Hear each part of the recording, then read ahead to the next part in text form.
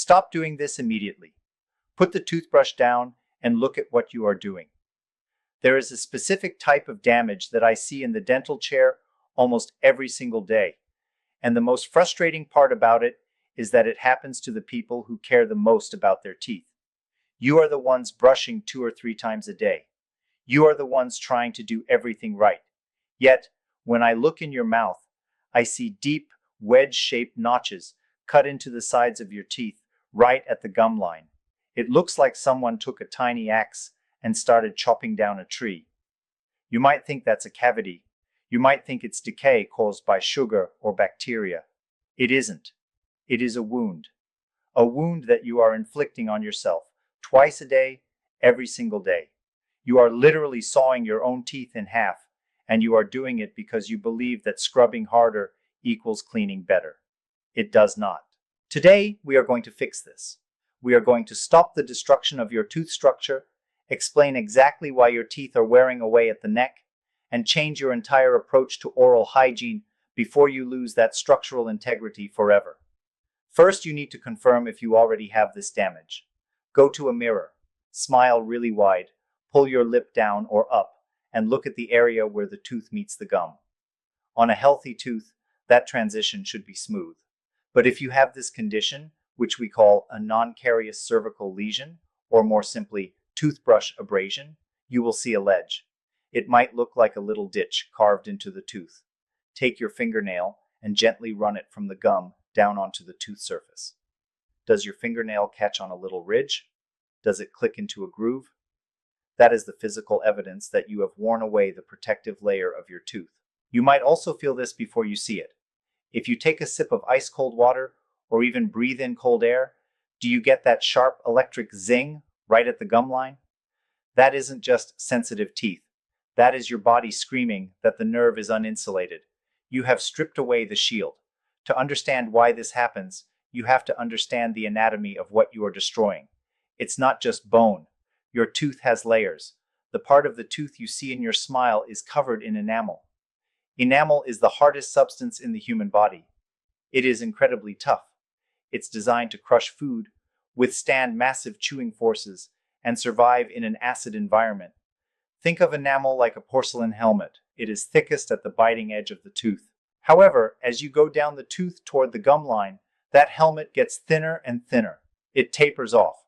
Right where the tooth meets the gum, at the neck of the tooth, the enamel becomes razor thin and then stops completely. This border is called the cemento-enamel junction, or the CEJ. Below that line, the root of the tooth is covered in cementum, and underneath that is dentin. Dentin is not hard like enamel. Dentin is soft. It has a hardness much closer to bone. If enamel is a diamond, dentin is chalk. When you scrub your teeth aggressively, you aren't hurting the top of the crown. The enamel there can take it. But at that gum line, at that vulnerable neck of the tooth, you are scrubbing away that thin tapered edge of enamel and exposing the soft dentin underneath. Once that yellow dentin is exposed, it wears away roughly 10 to 20 times faster than enamel. That is why the notch gets deep so quickly. You broke through the hard shell, and now you are just scooping out the soft inside. That yellow color you see in the notch, that is the dentin. And because dentin is filled with microscopic tubes that lead directly to the nerve of the tooth, that is why cold water feels like a lightning bolt. But there is another factor here that makes this problem worse, and it's something most people don't know about. It's called abfraction. Your teeth aren't static rocks set in concrete. When you bite down and chew, or if you clench and grind your teeth at night, your teeth actually flex. They bend slightly under the pressure.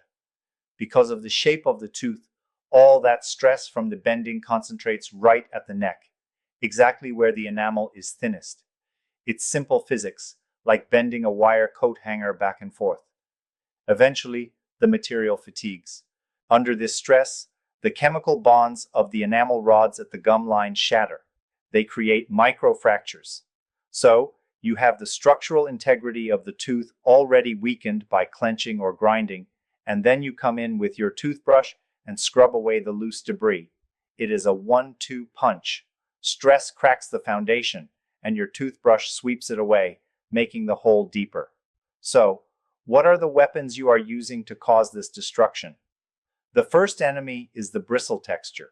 If you go to the store and buy a toothbrush that says medium or hard, you are making a mistake. I don't even know why they sell hard toothbrushes anymore. They should be used for scrubbing grout in your shower, not for your gums. Nylon bristles are tough. When you use a medium or hard bristle, it acts like an abrasive file against that soft dentin we talked about. You do not need stiff bristles to remove plaque. Plaque is soft. It has the consistency of yogurt or soft cheese. You can wipe it off with a cloth. You don't need a wire brush to clean yogurt off a countertop, right? So why use a hard brush on your teeth? The second weapon is your toothpaste. This is tricky because everyone wants white teeth. But how do most whitening toothpastes work? They don't just use chemicals to bleach the tooth, they use abrasives. They contain silica particles, essentially microscopic sand, to scrub surface stains off. If you have these notches in your teeth and you are using a high whitening toothpaste with a hard toothbrush, you are effectively taking sandpaper to a piece of soft wood. You are sanding your tooth away. And here is the other uncomfortable truth. Those commercial toothpastes aren't just physically abrasive. Many of them fail to address the hidden bacterial biofilm that eats away at your teeth from the inside out. If you want to stop the erosion, you need to rebuild your mouth's natural defenses, not just scrub them. There is a new biological approach, a strange red dental foam loop that actually helps remineralize teeth and wipe out that bad biofilm in just 10 seconds a day without the harsh sanding effect. It is completely different from what you are used to. I want you to point your phone's camera at the QR code on the screen right now to watch a short presentation explaining how this red foam works. I have also pinned the link to that video in the top comment below. Go check it out. It might save you from thousands in dental work. Now, back to the destruction. The third weapon, and perhaps the most common, is your technique. The horizontal scrub. Watch how a child brushes their teeth. They make a fist, grab the handle, and saw back and forth horizontally. It's natural to want to do that.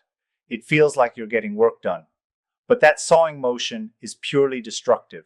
It drags the bristles across the curvature of the tooth, hitting the high points, which is the gum line, with maximum force.